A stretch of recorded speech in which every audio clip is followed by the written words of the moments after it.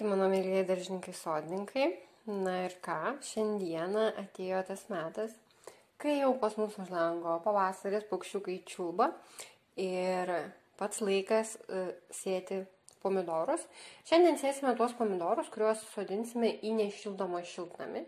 Ir dar pridedu, kad aš savo pomidorų daigus auginu maždaug nuo balandžio, nuo kovo pabaigos nešildomame balkone, įstiklintame, kur temperatūra tikrai būna gerokai žemesnė negu pas tuos, kuriuos yra ant palangių. Jeigu jūs auginate pomidoro daigus ant palangių ir kur, tarkim, yra pietrytinė pusė, kur visą dieną tvieskia saulė, tai galite dar po savaitėlės ar po pusantros tik tai pasėti. Jeigu jūs auginate ant palangių ir ten, tarkim, turite tik rytinę saulę, tai taip pat pats laikas sėti kartu su manim. Na, o pačiai sėjai mums reikės substrato, daigyklų, sėklų, aišku, vandens, kadangi šiemet susiklostė tokia situacija, kad yra karantinas ir aš tikrai negaliu nusipirkti viso to, ko visą laiką pirkdavau ir ką naudodavau. Tai tas pats biohumusas, agroperlitas ar vermikulitas, tai netgi substratas yra visiškai kitas negu į tą, į kurį sėdavau šiemet, bet jau sėjau ir gėles, ir paprikas dalį, kurie sėjau į substratą, kitas į durpines tabletės, tai tikrai viskas atrodo su juo gerai. Tik tai tiek, kad jame nėra jokių maistinių medžiagų, čia yra durpetos beje substratas sėjai. Jame yra ganėtinai daug šiukšlių, bet jos nėra kažkuo labai blogos. Tai mes dabar truputėlį dar laistydami, bent jau aš, įpilsiu baltijos aukso ir tiesiog praliesiu su juo, kad gautų ir maistinių medžiagų šitas substratas, kad iki kol persodinsiu, mums būtų ramu. Na, o dabar pirmiausia ką? Pasiruošiam daigyklą, ar ne? Štai aš pasiruošiau tokias daigyklas šiltnamukus. Jas šiemet ir sėsiu. Na ir štai. Tai ta daigykla šiltnamukas yra labai paprasta. Tiesą pasakius, aš pirkau Lidlę ir čia tikrai ne kažkokia Lidlo reklama, bet aš ten ir sėklas pastaruoju metu, kaip kurių augalų perku kelis metus iš eilės labai gerom kainom, kaip ir šitą daigyklą. Čia buvo 4 šiltnamiukai, kurie kainavo ten apie 4 eurus, kai tuo tarpu prieš tai mano pirktas vienas kainavo 6 ar 7. Vienintelė bėda šituose šiltnamukuose buvo štai, kad nebuvo apačioje skilučių, bet aš labai paprastai padariau, tiesiog jas visas sudėjau ir su karštu viniu perbadžiau ir tada greitai atskyriau. Ir viskas man labai puikiai gavosi, labai greitai, užtrukau gal kokias 5 papildomas minutės, bet pati ta daigykla man tikrai patinka. Joje vienoj tokiam esu sustačiusi durpinės tabletės, kur yra beje super sustatyti tokį. Ir aš kai naudoju durpinės tabletės, jeigu kas jas naudojat ir jums nepatiko, ar dar kažkokios situacijos yra, tai jas sustačius aš visą laiką vermikulito tai pabarstau, arba ten, pavyzdžiui, galima pjuvenų kokio ar dar kažkokias sulaiko drėgmę.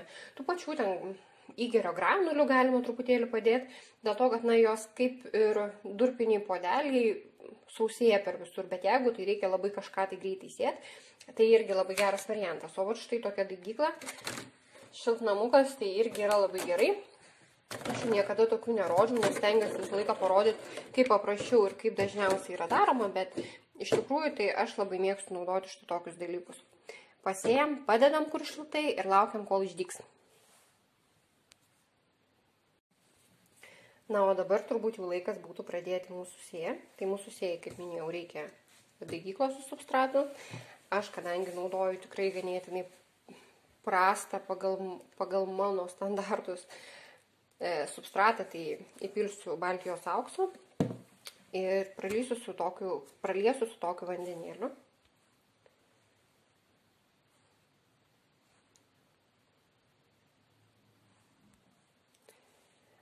Ant pakuotės baltijos aukso parašyta, kad į litrą reikia įpilti 1 dangtelį, pas mane čia yra 2 litrai, tai aš įpilsiu 2 dangtelius.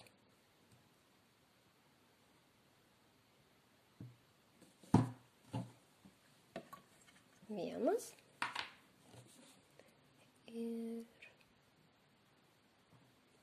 antras dangtelis. Štai Taip, toliau.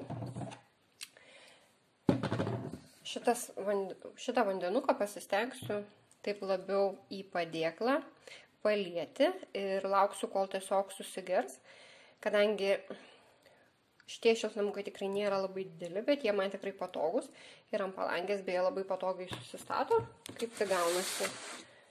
Vat štai toks atstumas, lygiai taip pat mano lentyna, kuri yra su lempomis, irgi yra tokio pačio pločio, tai labai patogus jie yra tuo. Ir jie taip pat yra, va taip pastatyti tokio pačio pločio, kaip tos didelės degyklos, kurias prieš tai rodžiau, tai irgi tiesiog man patogus toksai variantas.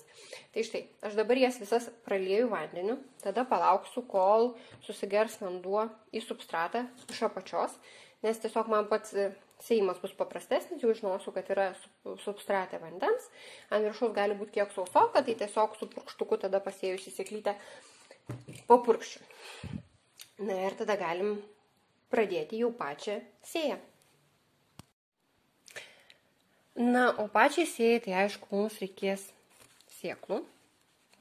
Taip.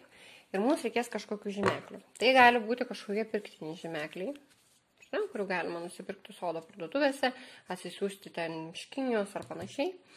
Galima pasidaryti žymeklių, ką aš tikrai mėgstu, nes, na, tiesiog dažnu atveju naudoju tik tai 1 metus, paskui įdedu į konteinerį plastikui. Tai šie žymekliai yra pagaminti iš pieno butelio plastikinio 2 litrų, beje, tai yra 2 pieno buteliai ir gaunasi maždaug apie 100 žymeklių. Taip pat dar vienas variantas, ką aš labai dažnai naudoju durpinės tabletėse, tai yra štai ant tokio dantų krapštuko padarytas žymeklis. Jį daryti labai paprasta, mums reikia dantų krapštuko ir paprastos izoliacijos. Tiesiog apvyniojam ir pagaminam. Aš tuoj pat jums ir pademonstruosiu. Tai štai, kai turime taip atvyniotą izoliaciją, ar ne, pasižiūrim, kad mums tilptų užrašyti užrašas, dedame dantų krapštuką. Galima netgi va štai taip versti. Nu, tiesiog viena ranka man aišku nelabai patogu ir nelabai lygiai gavosi, tai tiesiog pasistengkite padaryti lygiau, bus paprasčiau, bet aišku tiks ir taip. Ir tiesiog nukirpsime ties šią vietą ir štai mums bus puikus žymeklis. Na ir štai, kol mes čia pasigaminome žymeklius, mūsų vandenėlis puikiai susigėrė į substratą, viskas yra puiku, viskas yra drėgna, bet ne per drėgna, kai paspaudžiu vanduonyną, viskas yra labai gerai. Dar tiesa iš viršaus truputėlį papurškiau, nes na, tas viršus liko štai toks, bet šiaip tikrai yra pakankamai drėgmės, dar truputėlį vandens papurkščiu, kai sudėsime seklytės, nu, o dabar aš į kiekvieną narelį dėsiu po vieną seklytę. Ir kodėl aš tai darau? Aš tai darau tam, kad maždaug 14-10 dienų anksčiau turėčiau derlių negu tie, kurie pikuoja iš vieno indelio pomidorus. Kodėl taip yra? Tai yra labai paprasta. Kai jūs pažeidžiate augalo šaknis, augalas sustoja augti. Ir netgi toksai mažiukas, kuris turi 2-3 lapelius tikruosius, pomidoriukas jau iš tikrųjų jo ant to stiebelio viršūnėlės formuojasi būsima žiedinė kekė. Jau tokia mažylių yra programuojama, kurioje vietoj bus ta žiedinė kekė. Ir kai jūs pažeidžiate šaknis, tas žiedinės kekės formavimasi sustoja. Kaip ir tokia maža moguliukė, jūs galbūt ir nepastebite, kaip ir kas, bet iš tikrųjų tai labai atsiliepia. Jeigu jūs pamėginsit dalį pomidorų pasodinti bendrą, o dalį pasodinti atskirus, ir beje, iš tokių aš paskui persodinu mažiausiai litrinius, geriausiai 2 litrinius, arba jeigu ilgiau auga, jeigu daigai didesni, į dar didesnius vazonus, tai man duoda labai ankstyvą derlių. Aš nebuvo metų, netgi ir pačių šalčiausių, kada per jonines mes neskintume pomidorų, kuriuos aš sėju dabar. Ir tai nebūtinai ten tos pačios ankstyviausios veislės. Tai tiesiog duoda geras auginimas. Tai nereikia jų sėti vasario mėnesį ir kankinti ant palangės tam, kad gautumėte ankstyvesnį. Aišku, jeigu jūs turite ten galingas agro lempas ir taip toliau, turite labai daug vietos namuose, galite sėti ir mėginti gauti tą derlių. Arba galite tiesiog, štai taip, iš pradžių į atskiras pasėti tam, kad nepažeisti šaknų. paskui didesnius vazonus persodinti ir turėti ankstyvą ir gausų derlių. Beje, ir derlius tikrai būna gausesnis, kai mes nepažeidžiam tų šaknelių. Tikrai. Taip pat, tai dabar pradėkime sėję, pasimkim kažką, ką mes čia dabar sėsim, ar ne? Ir mes turbūt šiandieną su jumis pasėsim mano vieną mylimiausių pomidorų, tai yra babuškino. Ar ne? Tai pasiruoškime. Na ir štai, kaip vyksta pati sėja. Kaip jau minėjau, štai tas žymeklis, kurį mes pasigaminom, tai aš užrašiau pavadinimą, toliau. Aš tai čia pasidėjau sėklytės. Sėklytę sodinu po vieną į kiekvieną atskirą narelį. Jeigu tai pas jūs yra sėklos, tarkim, kokios senesnės ir jūs bijot, kad neišdygs, na taip, jūs galite dėti po 2, kadangi čia yra sėklos mano rinktos ir aš sėsiu 3 pomidorus, na aišku, aš čia biškį daugiau jų išsipyliau. Tai aš dedu po vieną sėklą, nes aš tikrai žinau, kad tos sėklytės yra daigios ir kad su jomis yra viskas gerai. Ir štai taip, aš jas 3 ir pasėju. Toliau ką aš darau, aš įgilinu nedaug, truputėlį, apie pusę centimetro štai į žemę. Štai taip. Paimu purkštuką, su tuo pačiu vandenėliu, į kuriame mes ir mirkiam viską. Ir dar štai taip gerai apipurkšti. Na, kad tikrai mano substratas būtų pakankamai drėgnas, bet kad jisai nebūtų per šlapias. Ir kai tai pasisėsiu visą tą daigyklą, užsidėsiu, aišku, dangtį ir pastatysiu į šiltą vietą. Bet jeigu ta šilta vieta pas jūs yra nešviesi, tarkim, nes ant palangių, iš tikrųjų, jeigu jūsų kambarį yra ten 23 laipsniai, jūs padėkite termometrą ant palangės, pamatysite, kad ten yra, na, kokiu 18, gal net 16 laipsnių priklausomai nuo jūsų langų sandarumo. Tai žinokit, tokia temperatūra yra tikrai pomidorams dygti per žema. Pomidorams geriausiai yra dygti nuo 23 iki 27 laipsnių.